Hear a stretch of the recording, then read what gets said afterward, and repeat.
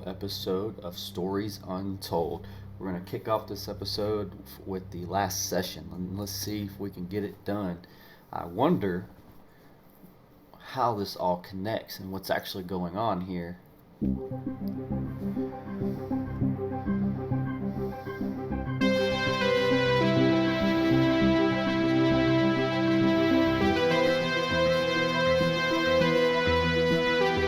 I think that's enough of that for now. Whoa, okay. This is different.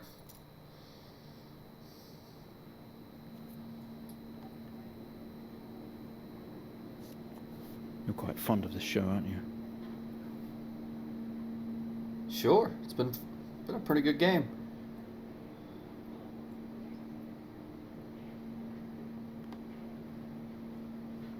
Have no control. Okay, come on. Let's get you down to the observation room. Observation room. Oh, we're in a wheelchair in some kind of facility. This place must be starting to feel like home to you. Oh, Don't worry. Try and get you out of here eventually. Just in here.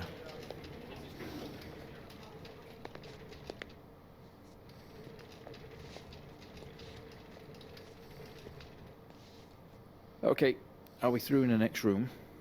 Just relax and we'll get started in a moment. Okay then. Can we touch this?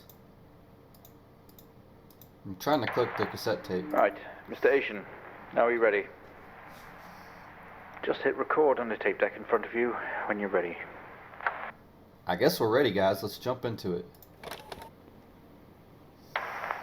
This is subject 12-19-86-23, new session entry. We have myself, Dr. Alexander leading, and in a room we have our patient, Mr. James Asian. As we know, James has recently recovered from a 2-week coma following his accident. In our last 3 sessions, James's attempts to recollect events of the accident seen him merging his memory with his imagination.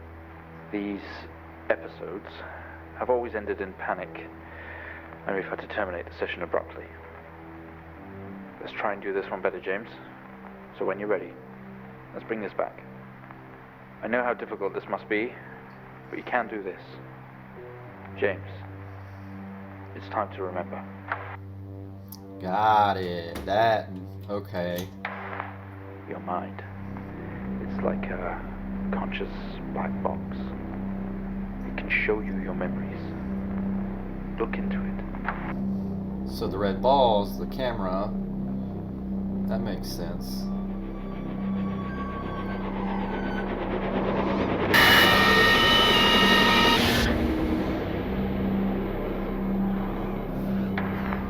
In your most recent episode, you recalled a false memory of a remote weather station.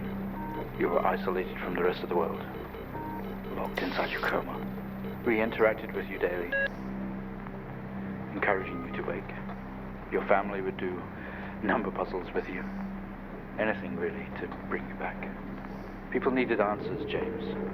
Do you remember? I have another signal here for you, James. It's at 5610 FM. You can't miss it.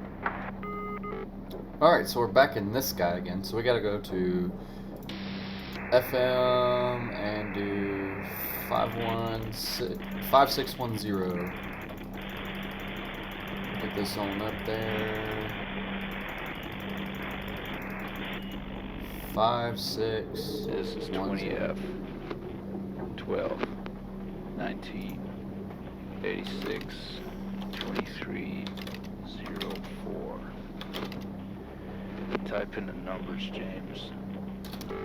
Got it. See this. This is 20F. Alright. Report. So then we gotta go back over here and look at report. Nothing that way. This way.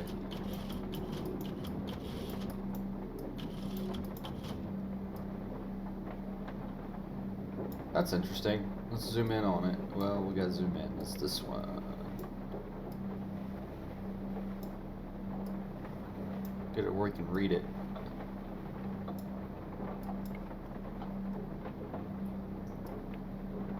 "20F fatal accident. Number of vehicles 2. Pleasant Hill Forest Road in 1986. So all these numbers are coming together now, because 20F is the accident type. 1986, which was from episode 1, is the year. The dark road was the pictures that we found in the bottom of the sister's wardrobe.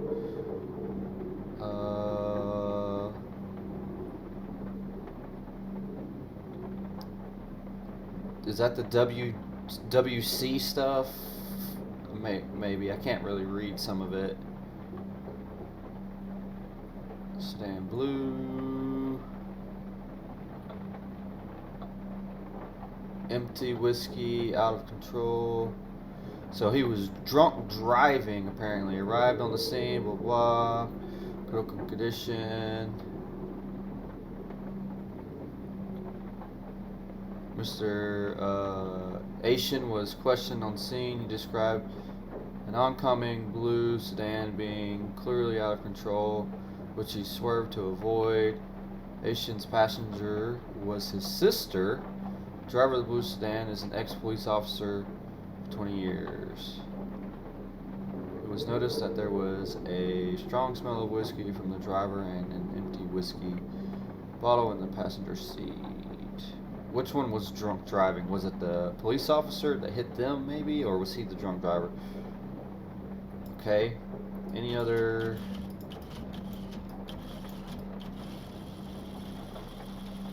Don't guess if there's any other. Let's zoom out.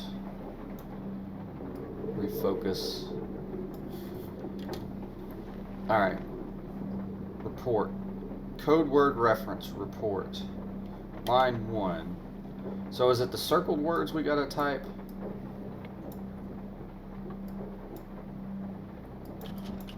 Maybe.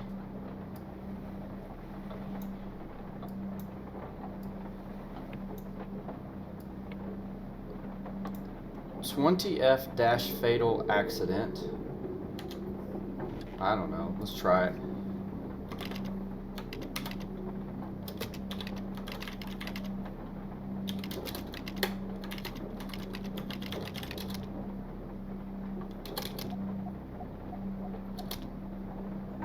Nope.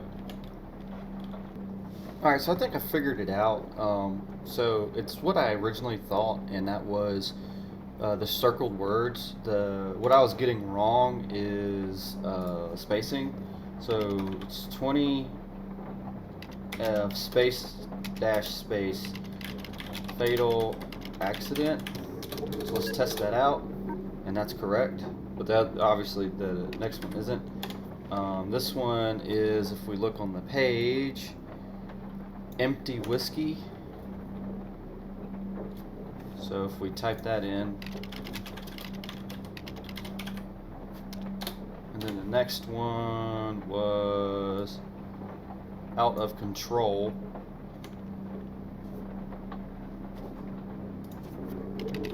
Out of control. Execute that, and we should be good. So now we can move on. Find the signal, James. Listen to the voices. You have to face it, James. Finally. 7,000 FM. FM, and go ahead and bump that up. It's not like it at all. I've worked with Officer Hennings for 6 years, and not once have we even talked about alcohol. Drunk driving. He was a father, a husband. He was fine. No way he caused this. It's him, this Haitian guy. He's got something to hide. Ooh. Jumpy graphics. This doesn't make sense to you. I guess not. You step out into the hospital ward, only it seems abandoned. Your vision, I didn't have time to read it. Here's the recorder. So it seems we were in an accident and the drunk driver was involved. You tense up, someone else is here.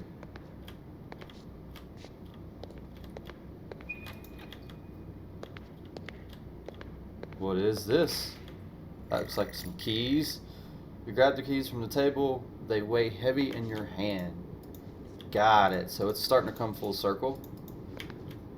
All the way back from episode 1. What is this? Today was the first session with Alexander's Mr. James notes. Asian, although I fear it will certainly not be his last. When asked about events that have happened in the past, he confused fact and fiction and told us a story about a computer game that was talking to him. I think he was back at his own house, his mum and dad's house, and he always talked about a room with a red X, one he couldn't get in. I don't know what any of this means or what it's got to do with the accident, but I guess some more sessions will maybe reveal that. We're going to try again tomorrow. Alright, so that's episode 1. We found him lying there sobbing while his sister died in the car next to him. While Hennings died next to him. What the fuck was he thinking? She was still alive when we got to her. If he'd have done something, they could all still be here. So we freaked out? I don't know. What's going on?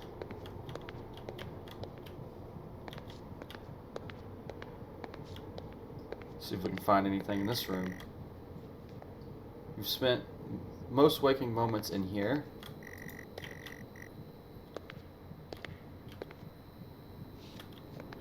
Can't make it past that door. Can we open this door? Let's try it. You only caught a glimpse of the room. You guess that's why there's no detail here. Got it. So this is like a memory. That's what's going on here. Another door you never open. You don't know what's in there.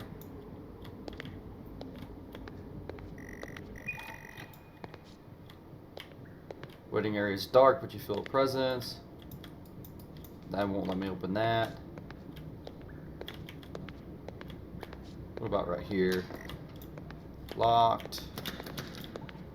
Also locked. Someone breathes on your neck standing over you. Where? That's locked.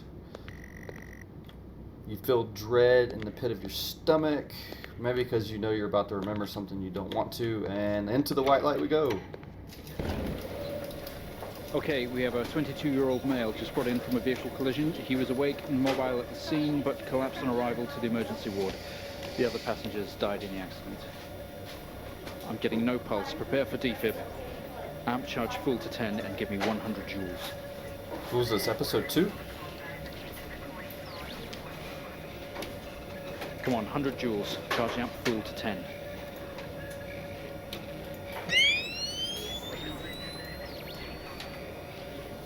joules. Come on.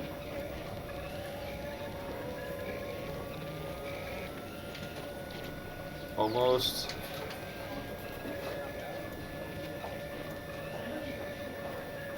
All the way up to 10.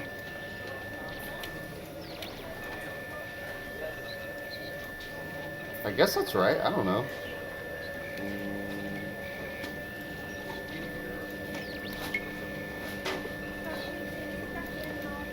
Can we get this on the screen, please? Oh, that's what you want. Let's turn that off. He wants that on. How do you turn it on?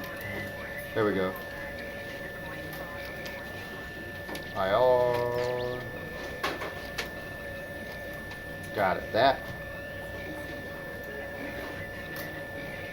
I guess. Is that what you wanted? You said all the way up to 10, 100 joules. No, I didn't need that. Come on, I go can't back to see 100. what I'm doing. Get this on the screen now. I mean, it's on. There we go. Had to turn the camera on. And Clear. boom. So they're defibbing. No reaction from first stage. Let's try higher.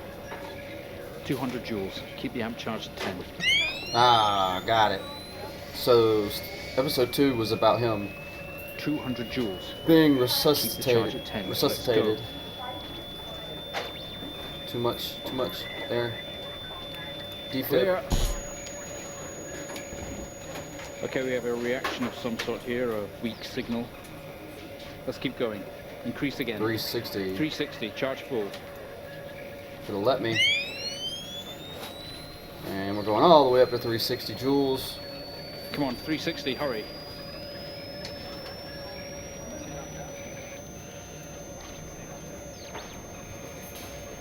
Got it. And clear. Clear. Well, would you look at that? It seems we have a pulse. Rhythm is stable. We need to run an X-ray right away.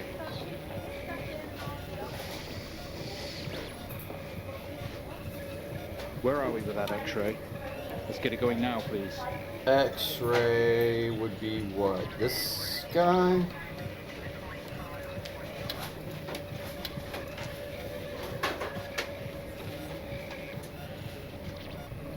Which one was it? That guy? I don't remember. And then over to here. There we go, got it. Looks like an intracerebral hemorrhage. We Got need to some drain this bleeding now in the from pressure. brain. Prepare for trepanation. Switch on a drill, please. Do we need to turn the X-ray on? Well, we need to go to here. There we go. Mr. Aishin, And they're gonna you relieve made the excellent pressure. progress. You're doing great. We need you to stay calm and try to relax while we go through these next steps. We're going to attempt to alleviate some of this discomfort.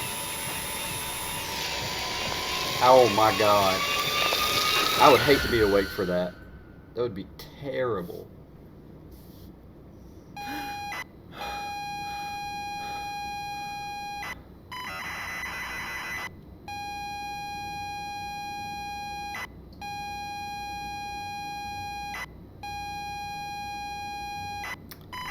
Alright.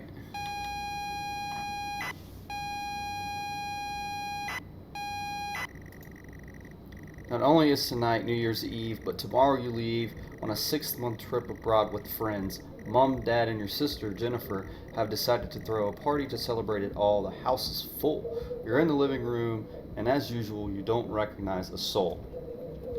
So let's just look. Let me take that off. Look around. The room is full of chatty, mostly friends.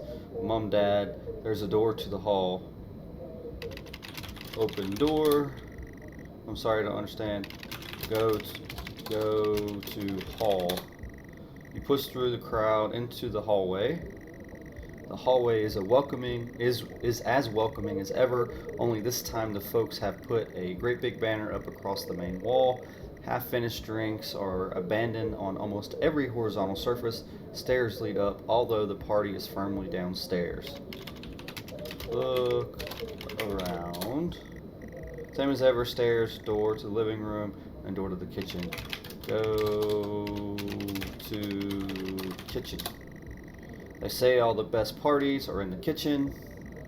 The kitchen is full of people and loud.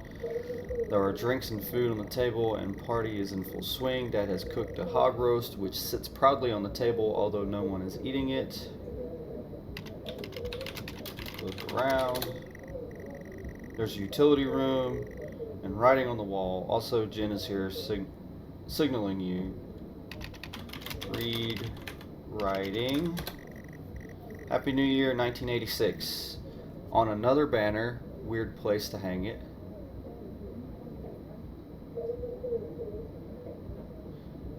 Alright, so it's New Year's Eve party. What was her name? Jennifer? Talk to Jennifer. She's too far away and the room is too loud. Go to Jennifer. You push through, apologizing over and over to get to Jennifer. You hug, you're going to miss each other, you thank her for the party. She asks if you were enjoying the party. Talk to Jennifer. She repeats her question, asking if you have had a nice time. Yes. You tell her it's great, even though you don't really know anyone. She tells you to enjoy it anyway and to loosen up. She asks you to get her a drink. Get a drink. You pour Jen a drink and one for yourself too. There's never an awkward silence with Jennifer. She always has a question. She asks if you have everything sorted for the big trip. Yes. You tell her yes, that you have packed everything with plenty of room to spare. Another hug. Your family have really gone out of their way to make this trip happen for you. It might be what you need to get some perspective and maybe not fuck up so much. She's going to miss you. You're going to miss her. She walks away. Jen has disappeared into the crowd. You're left standing, nodding and smiling at approving faces. There's so much to do for this move. Can't mess it up. But first, a drink. Go to utility closet. You open the door and peer in. You're never allowed in here normally. This is where Dad keeps his fine wines and whiskeys, sealing the floor racks. A collector, although he does actually drink them too. There is a bottle with a ribbon around it and a card. Take the bottle and card. You pick up the whiskey and the card. It's your dad's handwriting. Son, we're so proud of you and everything you've achieved. You've earned this. It's a bottle of 25-year-old double malt. You shouldn't really, but you have to try it. Press enter to continue. With your whiskey in hand, you take the room around about you.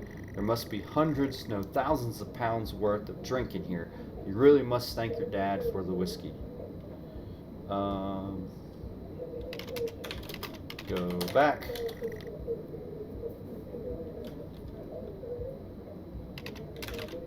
Go back.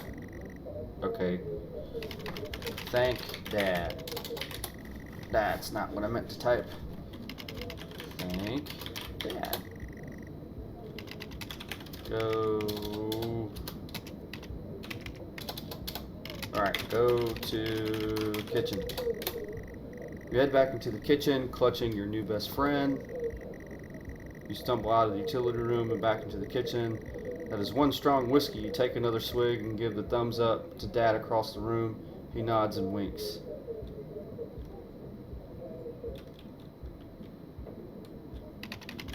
Talk to Dad. He tells you he is proud of you and to go easy tonight, early flight tomorrow. Take it easy. I don't know what you're trying to use. Okay.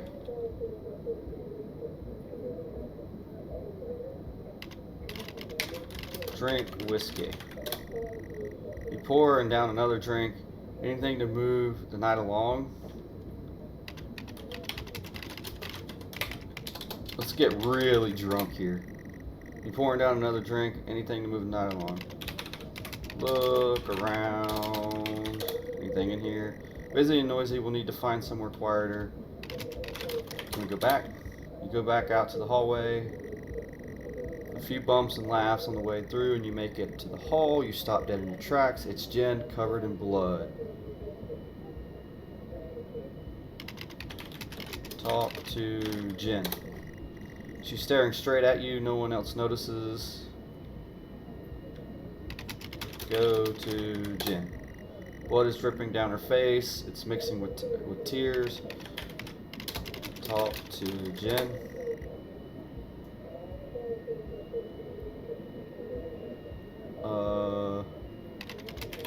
Ask Jen what is wrong.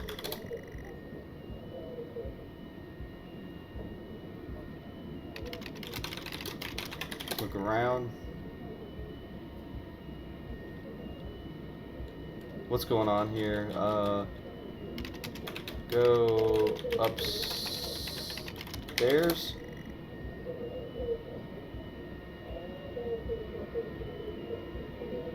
Uh-oh. Go outside. I'm sorry, I don't understand. We tried our best, Mrs. Asian, but her injuries were too severe. No, I don't understand. I was just talking to her. I'm afraid Jennifer passed away before we could get to her in surgery. We did the best we could. I am so sorry. Where is she? Let me see her. Please, Mrs. Asian, take a seat. I don't want to take a seat. Let me talk to her. Now. I'll arrange for you to see her. In the meantime, James is in recovery. He's stable for now. I don't want to see him. Dang, son. So he was our character was the drunk guy who caused the accident, killed the cop and his sister, and he planted the whiskey bottle on the cop so that he wouldn't get in trouble. So you are standing in the hallway. Something had stopped you in your tracks. While searching your mind, your sister interrupts. She waves her hand in front of you and asks if you can drive her home. You still feel out of sorts. Those words echo. No. Yes. Talk to Jen. Yeah, we can talk in the car. Go get your keys. Go get keys.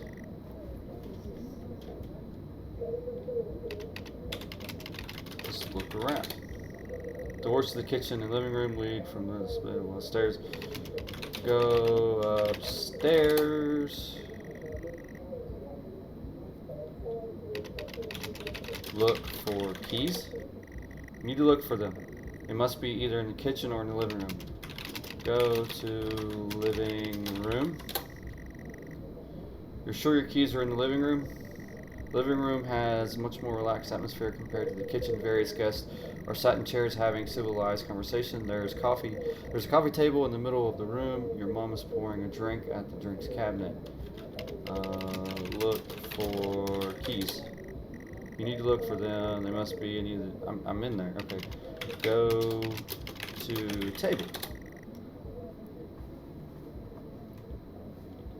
Living room is. Go to. I thought I was already in there. Look around. Coffee table, a drinks cabinet. One of the chairs is overflowing with jackets and coats. Go to coffee table. Look on. What do you want me to do? Look on coffee table. Drinks on coasters, like proper civilized people. You can't see your keys.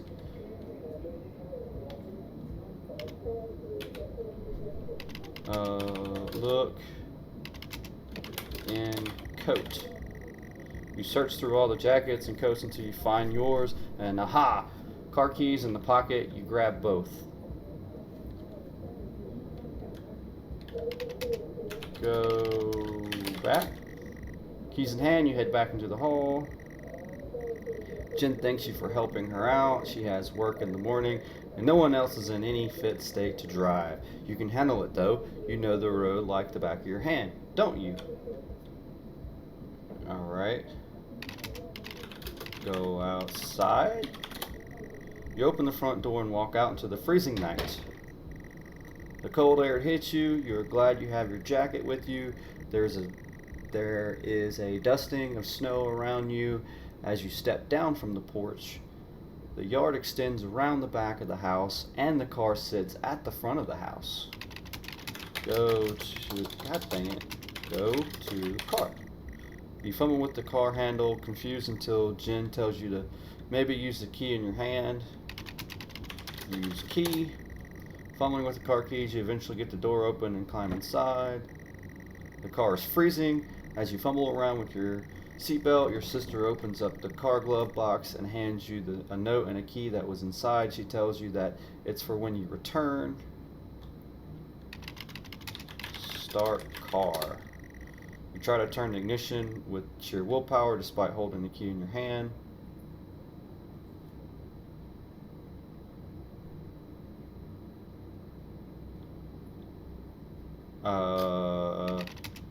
Use key. It takes a number of attempts, but you eventually slot the key into the ignition. Now let's start car. There we go. You turn the key into the ignition and the car roars to life. You know, when I say start car, I'm assuming that means put the key in the ignition, turn it and all that, make sure you're in park and blah, blah, blah, foot on the brake, that kind of stuff. But now you got to be super specific and be like, no, put the key in the ignition and turn the ignition. It's like too much typing, too much detail you got to do. You turn the key in the ignition and the car roars to life. Drive away. Just drive. Car squeals but stays stationary, then it's just releasing the brake, giving you a wide-eyed stare. See what I mean? Like when I say drive away, that implies release the brake, put the damn thing in reverse, or drive, depending on where you're parked and how you're parked. You very hesitantly release the handbrake. Put car in drive. I don't know. Drive. You put the car in gear and pull out the driveway like a first-time driver. You really shouldn't be driving. Yep. Drinking and driving. Got him killed. I am driving, very drunk, on the road towards the town where your sister stays. Jen started dozing off as soon as the journey got going. This shouldn't take long. You come to a junction. Is it left or right? You can't remember. Go left. You don't want to, but you had better ask Jen for directions. Ask Jen. She grunts and throws her arm to the left. It's left. Of course it's left. Go left. You turn the car left at the junction and accelerate off. Confident that you are on the right road now, you loosen up and put your foot down on the accelerator. You feel powerful as the engine roars at your command. Jen sits up in her car and clutches her arm. She asks you to slow down. Go faster. I went faster, didn't I? You're all over the place, James. Pull over. Instead of headlights coming directly at you, but really slow, like slow motion.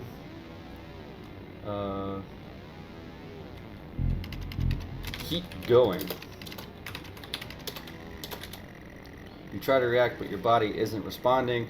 There's nothing you can do to stop this. There's no way to control it. The lights merge with your car. James, for the fuck's outside sake, joins pull the over. inside. The whole world around you begins to scream. James!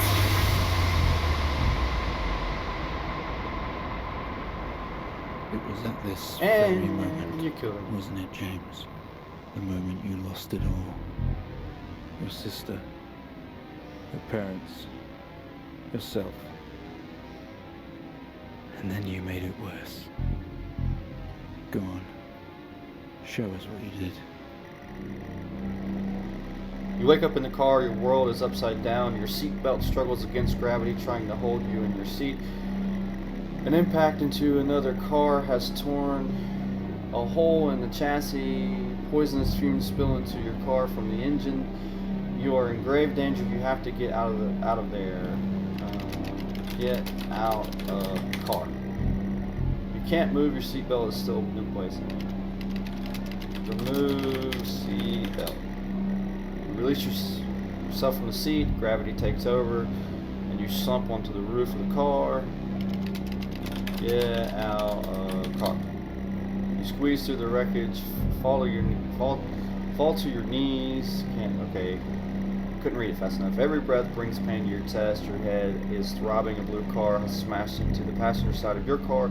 Your life cannot be ruined by this. You are standing holding your whiskey and your dad's note, and the flashing lights are approaching. Put whiskey in other car. While the lights are approaching closer, you begin to hear the shrill of the sirens. You simply cannot go to jail for this. You clean the bottle to remove your connection with the whiskey, then very deliberately spill the remainder of the bottle's contents onto the driver, and you toss the incriminating evidence onto the passenger seat. A circle of flashing lights surround you, illuminating the crash site. In the darkness behind them, an army of people all staring. One figure steps out, a silhouette, and walks towards you.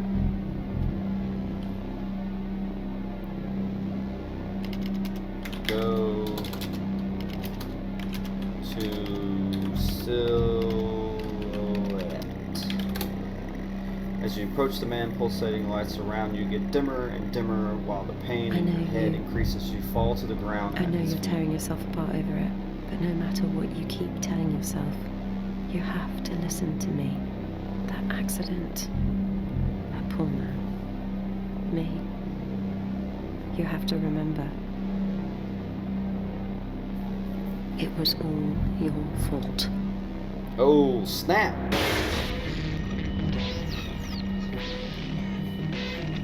I know what you did. How you left me there to protect yourself. Planting evidence on some poor man.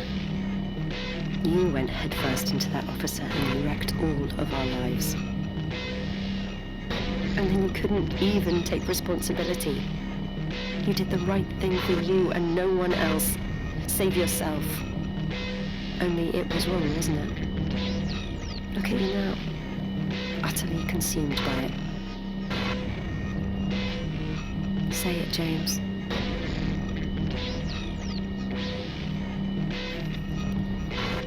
Well, dang, son. Say it. Tell them. What, consumed? I can't do anything. Oh, I gotta click on the thing. There we go. Listen to yourself.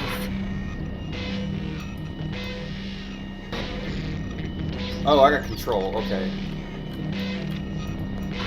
It has I was to wondering. end, I was like, James. what's going on? Can I go through there? Let me try this handle. Do you Alright, not we're gonna go this way. understand?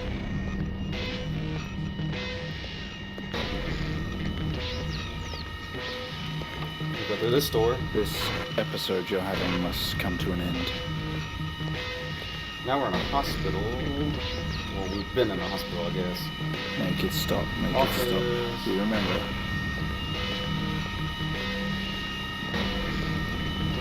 Observation. Stop the session, Mr. Mission.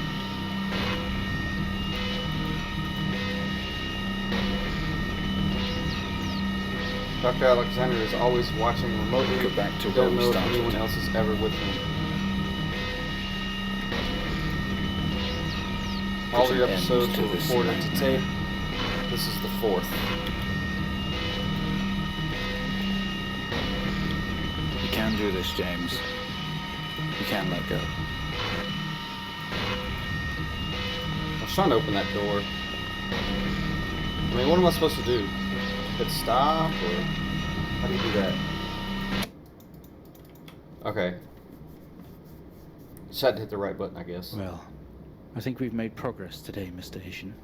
I guess we should tell the police what you've told us. Although I don't suspect they'll take you anywhere. I think you'll be with us for quite some time. Come on, let's get you back to your shows. I'll see you tomorrow.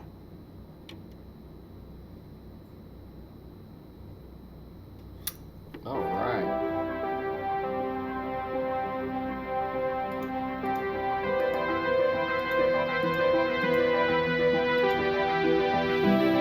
So we played the character of a drunk driving asshole who killed people.